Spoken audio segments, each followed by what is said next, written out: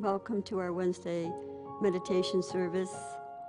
And the word from the daily word today is, I trust in the absolute goodness of God. I have within me the power to make the goodness of God manifest. I trust this indwelling power as I live more and more confidently from my divine identity. The state of the world no longer troubles me because I trust God and the Christ within. When I am afraid, I put my trust in you. Psalm 5, 6 through 3, 56 through 3. Okay. We're going to do a call and response chant. And just don't listen to your voice. I mean, if you don't feel secure about singing, it's your feeling, it's your heart. It's just letting this chant take you into a oneness place. One with the Creator, one with all people, one with all the good that is in most people. I think all people are good, except they just, get into wrong concepts, and that's just the world. But you just want to meditate so that each day you start your day with the openness to the right concepts, that you hear the voice of God through people speaking, through even things on the radio and whatever, that you're lifted to a higher understanding. So let's chant.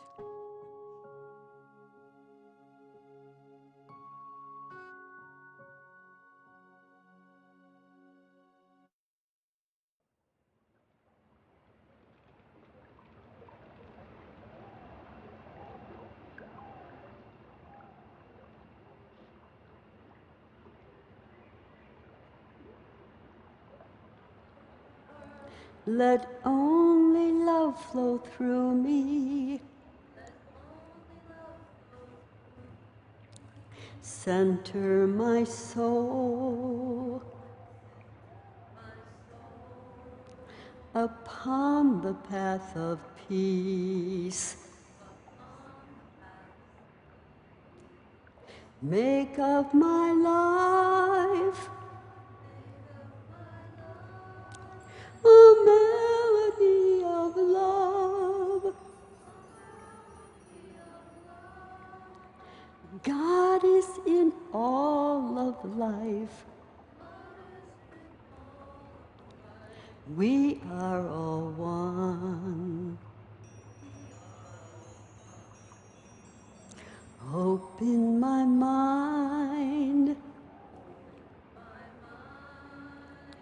Let kind thoughts flow through me. Centered in love. A love with no end. Make of my life a melody of love. God is in all of life. We are all one. Open my eyes to see love before me. Radiant love, shining through all. Make of my life a melody of love. God is in all of life. We are all one. Creator of all life.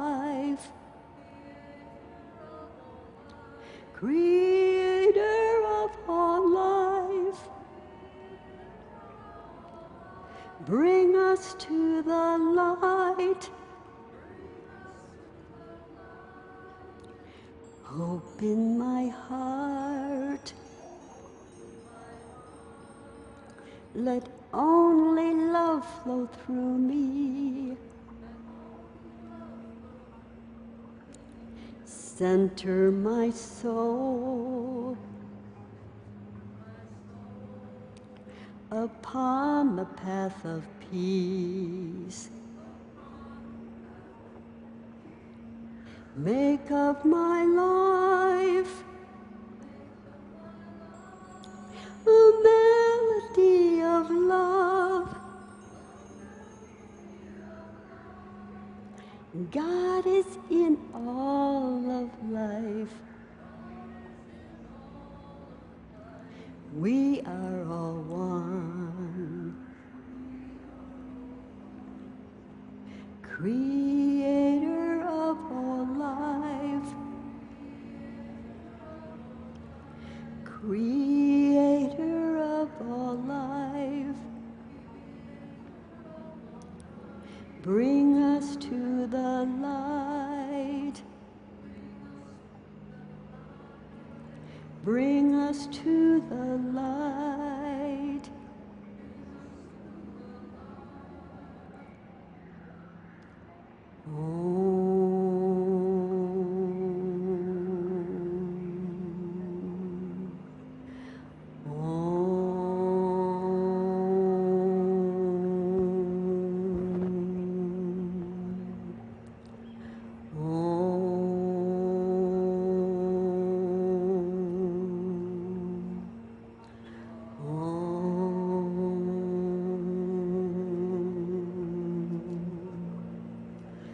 Creator of all life, Creator of all life, bring us to the light. Bring us to the light. Bring us to the light.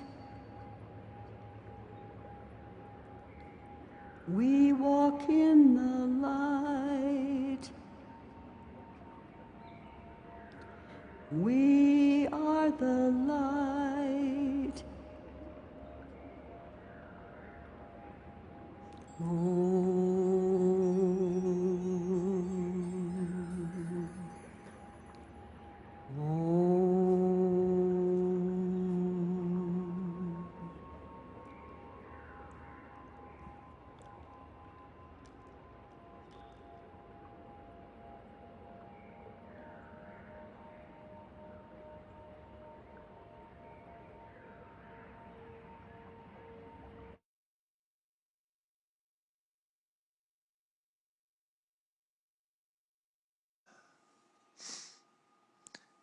Because in unity, good evening, everyone.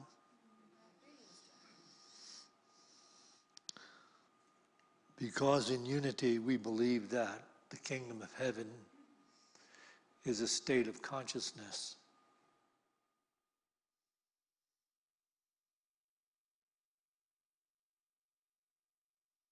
And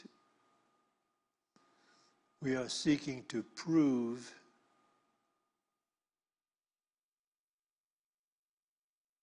the law of God, which is the law of life. That's what we're about doing. And if you've looked into the teachings of the spiritual sages down through the ages and into the teachings of Charles and Myrtle Fillmore, the founders of Unity, and into the teachings of Edgar Casey, you will find that each of these teachers extols the concept of peace. which is a mystical state that they are referring to. Because it's not peace the way the world defines peace. In the world definition of peace, a person has peace when his or her expectations are being met, his personal desires are being met, and conditions and circumstances are going along with the person's wants, desires, and demands. Then that person will have peace. But the peace that is being related to us from the masters is a mystical peace that is not contingent upon circumstances meeting our expectations. And when you realize that, you say, wow, it's speaking about something that everybody should really want. And the fact of the matter is that peace and understanding go together. You couldn't have one without the other. If you have peace, true mystical peace, that is not contingent on circumstances meeting your expectations, your desires, your dictates, your beliefs, and your demands, if you have that peace that transcends that, then you have understanding. And you can never see them apart. If you have understanding, you will have that peace. I knew of that particular ideal, that peace is the measure of your spiritual awareness. I knew of that when I first, early on, heard it related through the teachings of Edgar Cayce, the readings of Edgar Cayce in New York City. And it's been helpful to me over the years, even in those early years. When I went to the Unity Ministerial School, it was helpful to me. But even before then, you see, before I went to the Unity Ministerial School, I was really being tossed to and fro, trying to get my life together. But at some point, I applied for Bangor Theological Seminary. And you could be of any particular Christian denomination and go to Bangor Theological Seminary.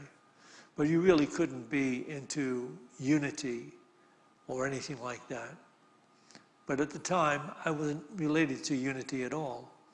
I had been involved with the Edgar Cayce Foundation. And so when I went to Bangor Theological Seminary, I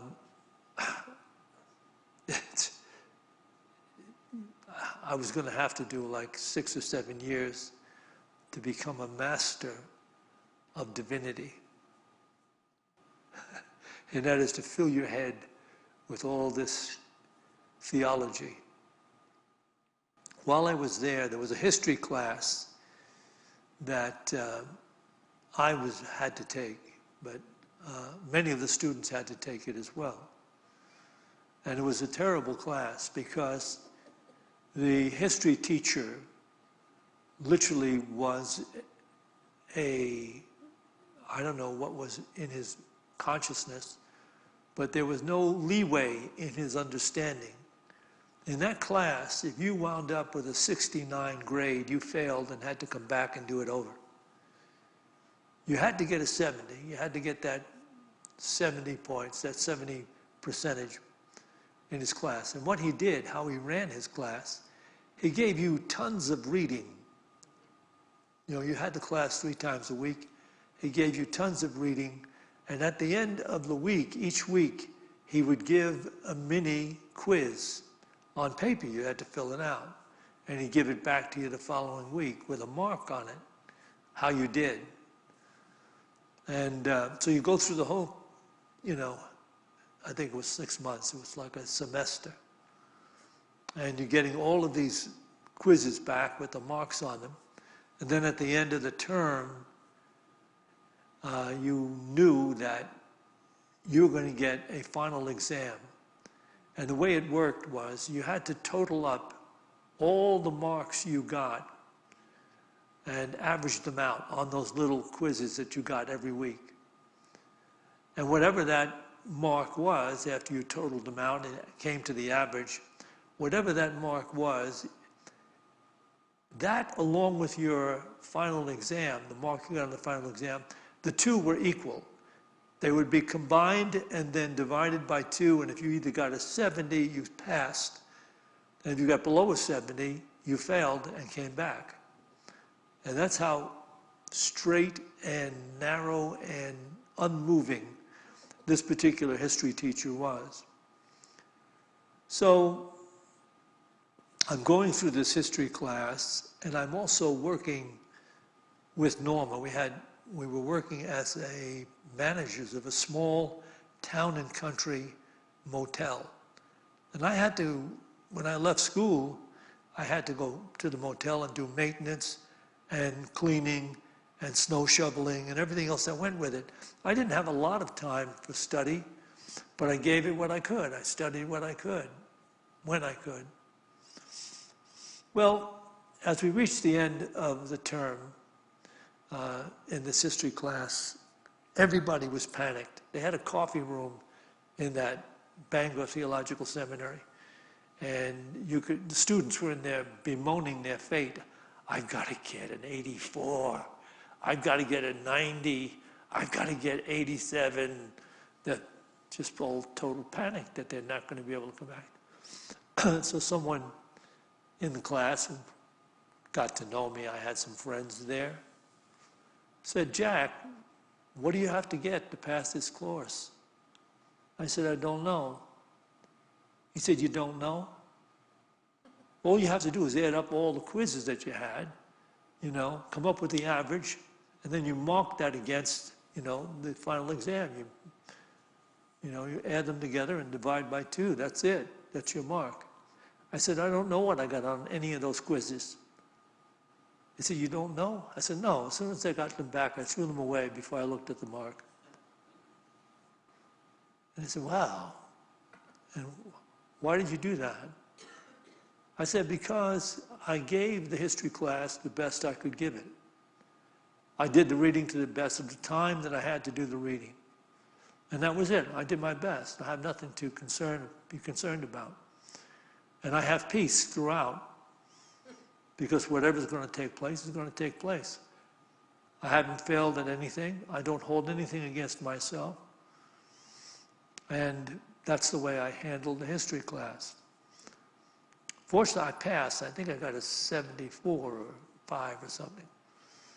I passed that history class. But I didn't stay at Bangor Theological Seminary. They were already had problems with me, because I was, coming up in class discussions about different metaphysical things in the Bible that they weren't up to. But peace, that kind of peace, means that you're not taking stock of yourself over and over and over again in your life. Always taking stock. How did I do? What do these people think of me? How's it going to go on this job? Will I get by? Will I not get by? Will I be able to get some sleep tonight, because I'm really concerned about what I have to deal with tomorrow? All of this kind of thinking is counter to reality. If you live and you do your best at what you do whenever you're doing it, then you should not have any misgivings. Why would you hold anything against yourself? Other people may say, well, you failed. You didn't do the job the way we thought, we expected it should have been done. And inside yourself, you're free, because you say, I did the job the best I could do it in the time that I had to do it. So you see, that's what we're really talking about here. And what we're attempting to heal in our awareness is this illusion of separation.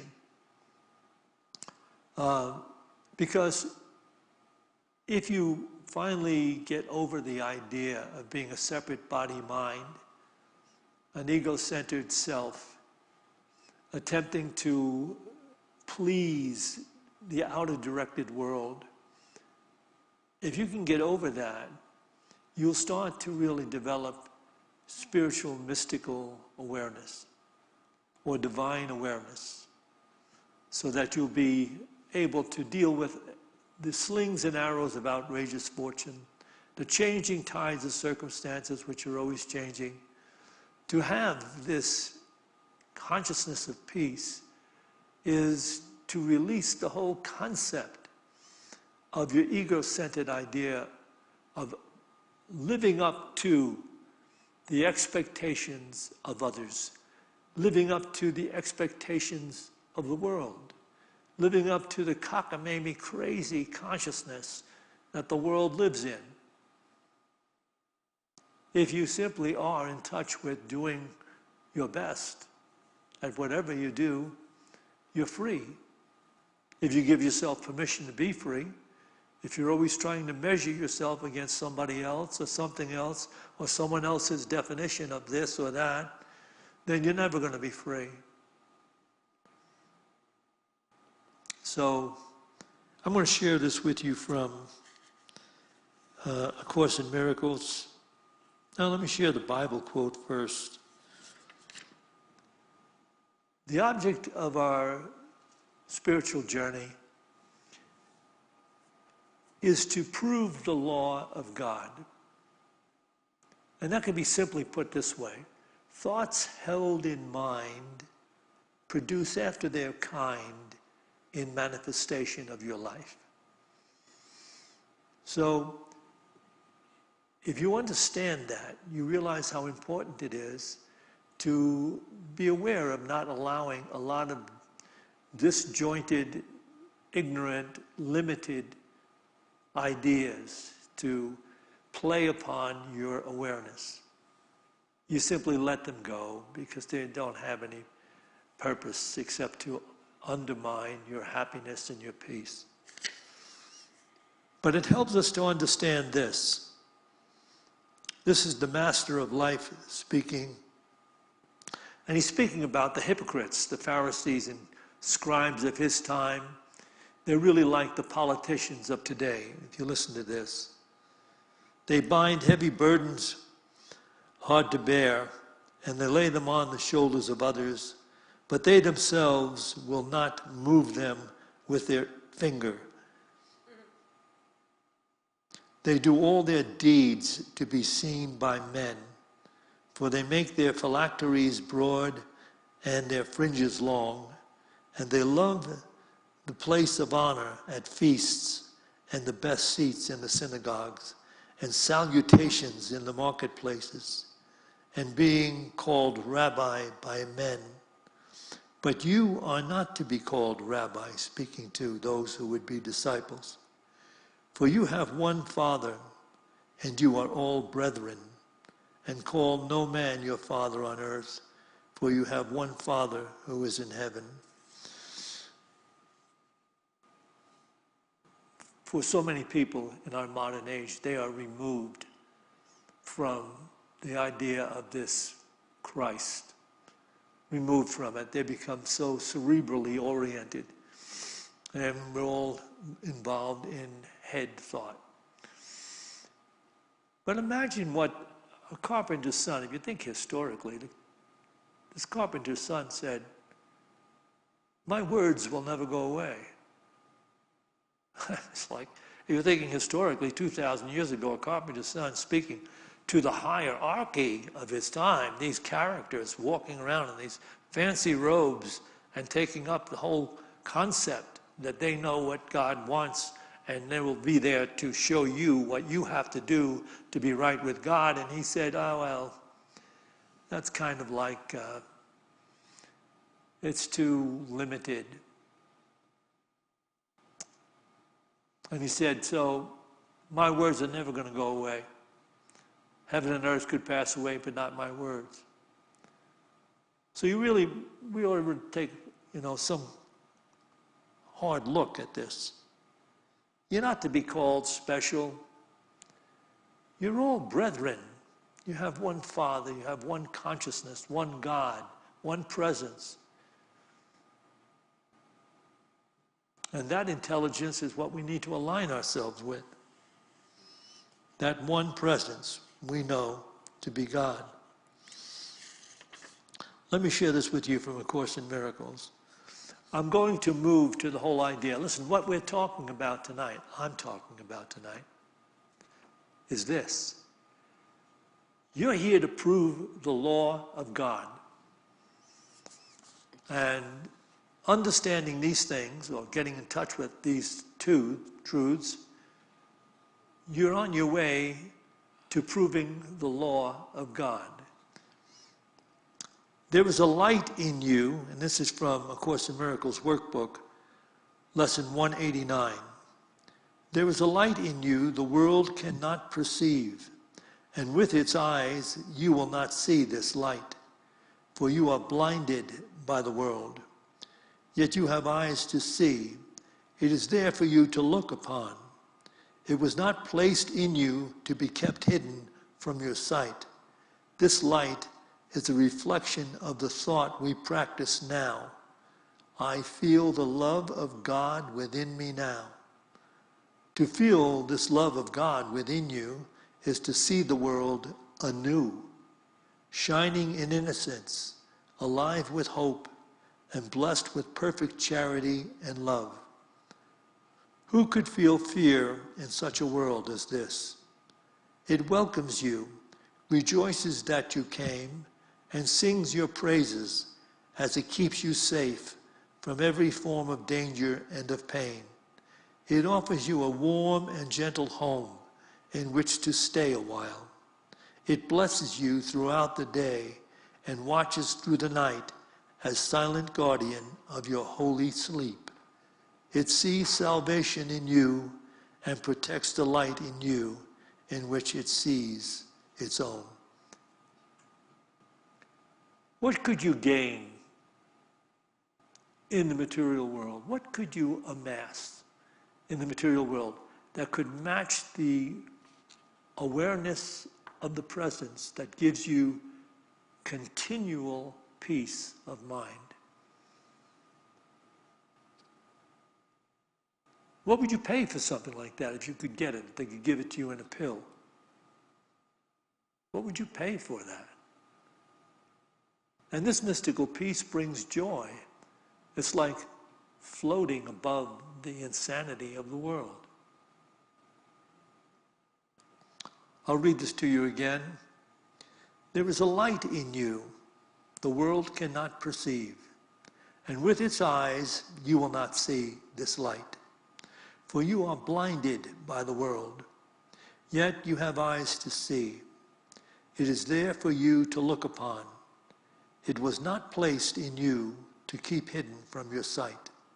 This light is a reflection of the thought to feel the love of God within you now is peace, shining innocence, alive with hope, and blessed with perfect charity and love is the world. Who could feel fear in such a world as this? It welcomes you, rejoices that you came, and sings your praises as it keeps you safe from every form of danger and of pain. It offers you a warm and gentle home in which to stay a while. It blesses you throughout the day and watches through the night as silent guardian of your holy sleep. It sees salvation in you and protects the light in you in which it sees its own.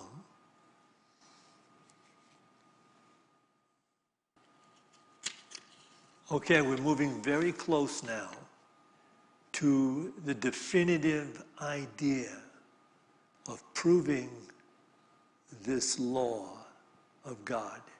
It's coming to us this way. Yet in the world of hatred, equally unseen and inconceivable it is to those who feel God's love in them. Their world reflects the quietness and peace that shines in them, the gentleness and innocence they see surrounding them, the joy with which they look out from the endless wells of joy within. What they have felt in them, they look upon and see its sure reflection everywhere. What would you see? What would you see? What would you want to see? The choice is given you, but learn and do not let your mind forget this law of seeing.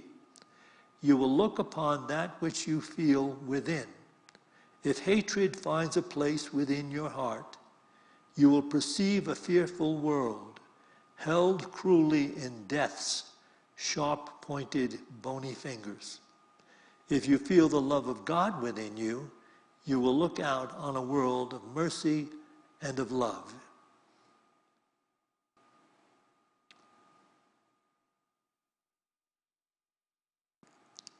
So, I'll read this again, but it's so clearly pointing to what we study here. No two people are living in the same world unless they're enlightened. And it comes down to you're living in the world of your beliefs, your deepest beliefs. And it's telling you if your beliefs tend toward fear, hatred, concern and worry, well, your world is going to reflect that. You'll have reason to do it. You'll say, oh, look, but in the real world, this is what's happening in my life. No. Circumstances are not the cause. Your awareness is the cause of circumstances. So I'll read this again. Yet it is the world of hatred, equally unseen and inconceivable to those who feel God's love in them. Their world reflects the quietness and peace that shines in them, the gentleness and innocence they see surrounding them, the joy with which they look out from the endless wells of joy within. What they have felt in them, they look upon and see its sure reflection everywhere. You know, what this reminds me of,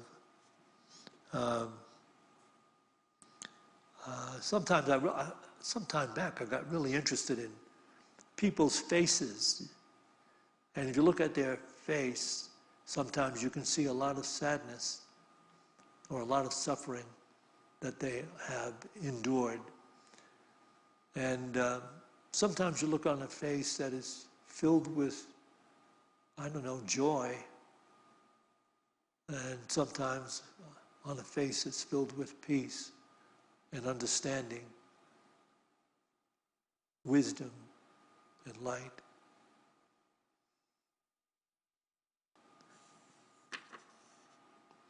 What would you see? In other words, what is it you would want to see? The choice is given you, but learn and do not let your mind forget this law of seeing. You will look upon that which you feel within. If hatred finds a place within your heart, you will perceive a fearful world held cruelly in death's sharp-pointed, bony fingers. If you feel the love of God within you, you will look out on a world of mercy and of love.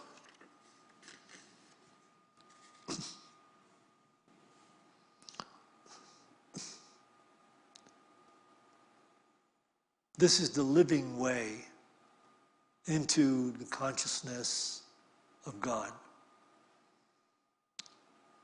And if we're looking at there being any sacrifice in the process, the only sacrifice is the limited awareness that has held us in bondage, held us in fear and concern and self-intimidation. So if we're willing and open, we can start to really operate in mindfulness of holding a positive feeling about ourselves and about others.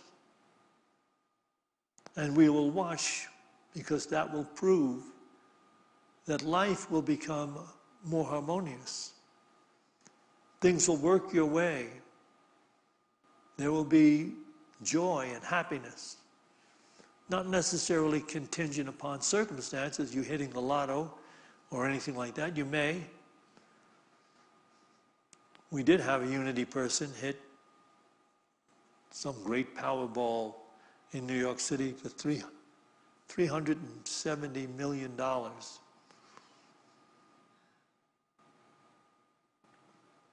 But that's not the goal. The goal is, can you live the life you're living with joy, peace, and love?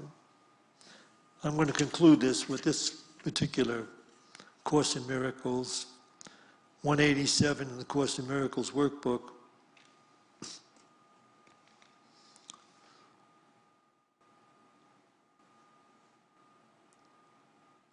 At God's altar, Christ waits for the restoration of himself in you. God knows his Son as wholly blameless as himself, and he is approached through the appreciation of his Son. Christ waits for your acceptance of him as yourself, and of his wholeness as yours. For Christ is the Son of God, who lives in the Creator and shines with his glory. Christ is the extension of the love and the loveliness of God, as perfect as his Creator and at peace with him. Blessed is the Son of God, whose radiance is of his Father, and whose glory he wills to share. There is no condemnation in the Son, for there is no condemnation in the Father. Sharing the perfect love of the Father, the Son must share what belongs to him, for otherwise he will not know the Father or the Son. Peace, peace be unto you who rest in God, and in whom the whole sonship rests.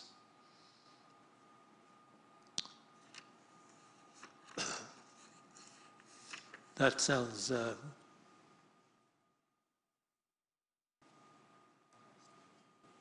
like the definition of, if you wanted to define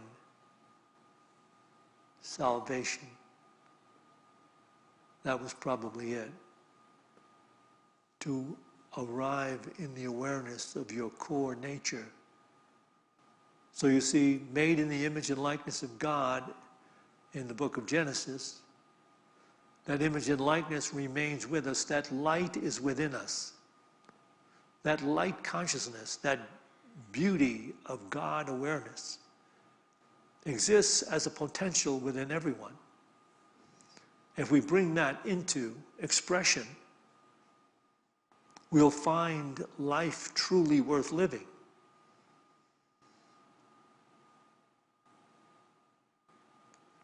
So we're going to take some time to meditate together.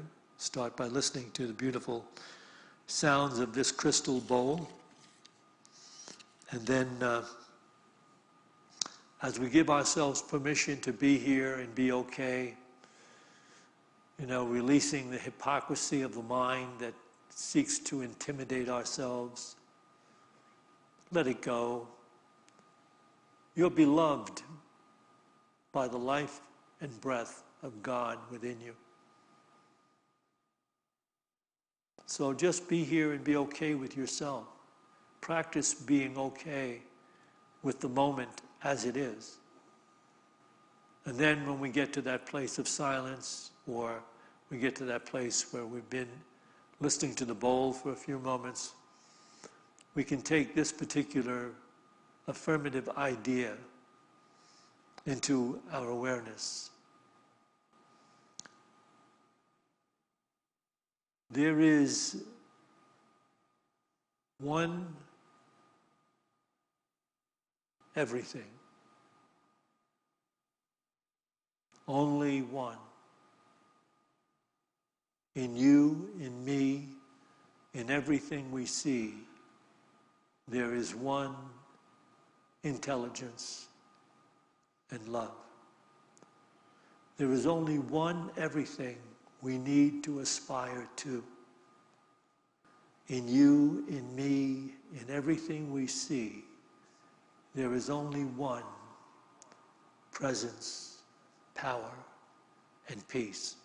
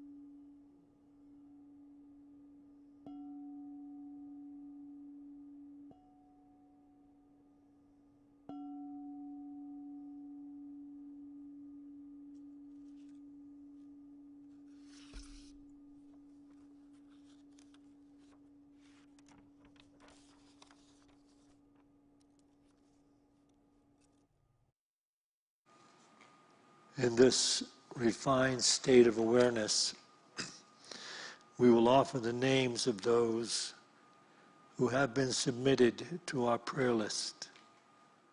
As Norma calls the name, just let the thought, "You are whole," go to that name.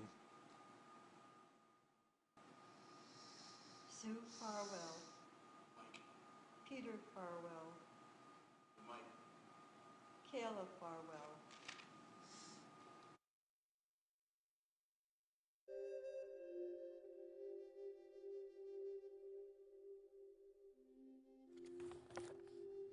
Sigrid Farwell Ramses. Eric Farwell. Emma and Freya Olfsen. Hardy 3. Hardy 4. Teresita Vidaru Bracco. Jean-Paul Summary Vidaum. Oliver. Jeff W. Vonda. John Stovall. Sylvia Ronstadt. Joan. Chris Hurwitz. George Irwin and family. Sharon. Jennifer Kennedy. Eva. Joel. Andrea. Otis. Amber. Graham. Patty. Kathleen Monu and little man, the collie. Dee Dee Almeida. Lisa Leo. Tammy Maurer. Carol Marcy. Great Aunt and Lou Marcy. Sherry Zink. Peter Rose. Rachel Zink. Brian Conley. Kate Beltrami and family. Ruth. Judy. David. Pippa.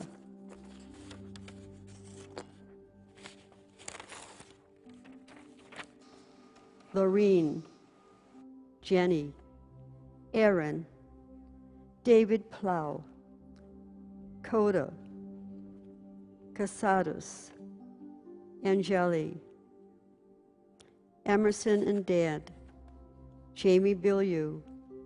Janelle. Louis Golden. Marcia Golden. Kristen Blumquist. Allison Blumquist. Lou. Scooter the dog. Chester Phillips. Amanda Phillips. Laura Phillips. David. The World. Andrea. Marilyn Matthews. Michelle Pulio. Lori Miller. Jack Evans. Grace. Carrie. Nalinda and Chrissy Woods. Dan Spahn. Ray. Diane Spahn. Michael Spahn. The Ukrainian people. Peace between Russia and Ukraine. Paul. Sandy Spahn. Beth and Mike Dempsey. Debbie Anderson. The air, water, earth. All life on planet Earth.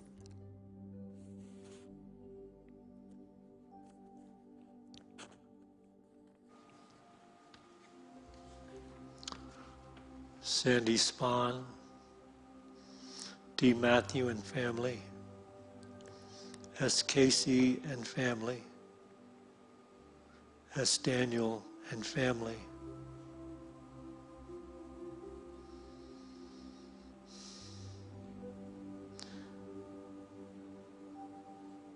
let us enter the vision of the new heaven and the new earth by seeing it rise in the consciousness of everyone sharing this Boulder community with us, and expanding to take in everyone who is sharing the state of Colorado with us, and expanding to take in everyone, sharing these United States of America with us, and it extending to every nation throughout the world, every culture, every creed, every person, receiving the awareness of the presence in every moment, and that creating the harmony of all creatures on planet Earth. As we pray, the light of God surrounds us. The love of God enfolds us. The power of God protects us. The presence of God watches over us. Wherever we are, God is, and God is love. To this we say, Amen.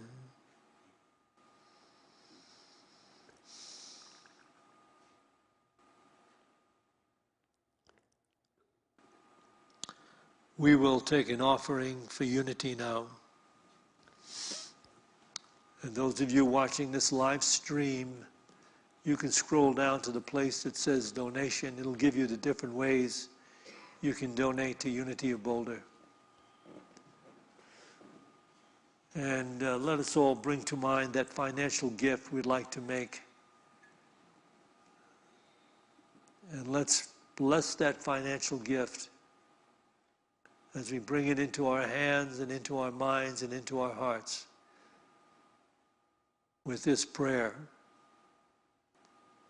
Divine love, through me, blesses and multiplies all that I have, all that I give, and all that I receive, because I give. And so it is.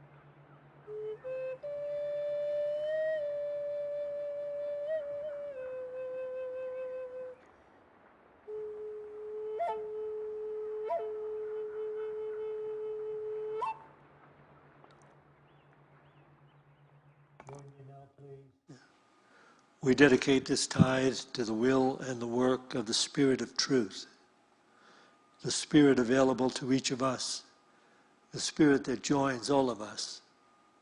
We dedicate this tithe to the victory of the Spirit of Truth.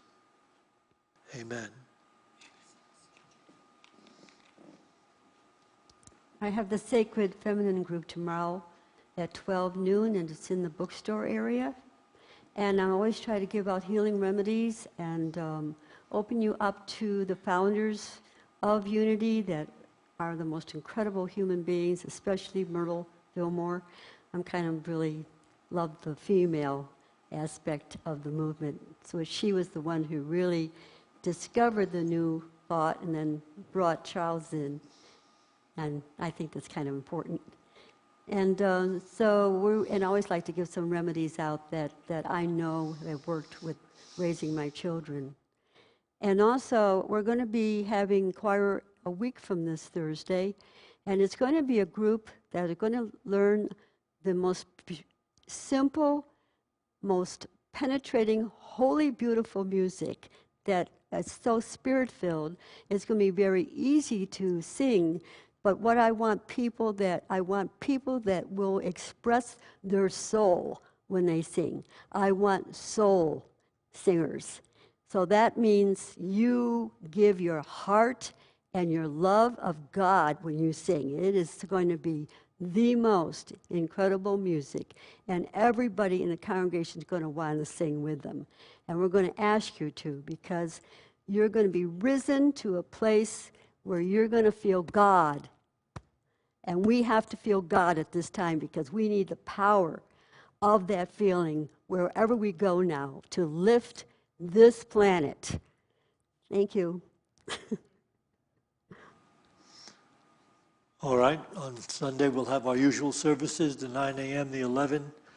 Santisha will be in the pulpit at the 11 o'clock service. And to all of you, we have tea and cookies. If you want to stay and chat through these doors to your left. So we'll see you inside if you wish to stay. To everyone, have a good night.